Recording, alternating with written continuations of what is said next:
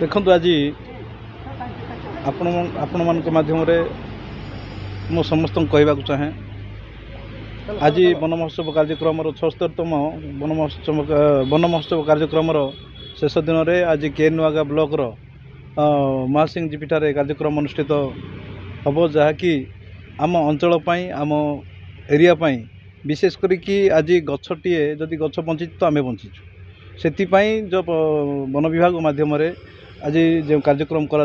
आज पाखापाखि आप 2 लाख चारा बंटन करा एवं किसी बंटन करा तो सहित 10,000 गछ आपणकर एरिया रे जो किसी लगी किसी माने नूतन भाव लग से मु धन्यवाद देवी जेहेतु वनखंड अधिकारी को नेतृत्व में आम केनुआगा ब्लॉक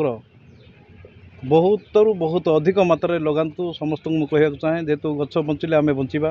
एवं गछ आज प्राकृतिक बंची से समस्त मो तरफ अनुरोध करी जे गछ समस्ते गोटे गोटे निज घरे हो निज घर पाखापाखि हो बा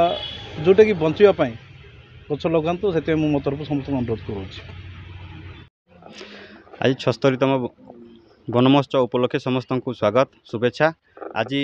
केनुआगा वनांचल तरफ आमर चारा वितरण केन्द्र उद्घाटन हो जाए आमर माननीय विधायक या उद्घाटन कर सहित आमर गोटे भ्राम्यमाण चारा वितरण जान मध्य फ्लाग ऑफ होती एवं यह सहित आमर लिमारपद ठारे 50 हेक्टर एरिया रे 10,000 चारा रोपण निमंते वन महोत्सव आयोजन करा जाई अछि।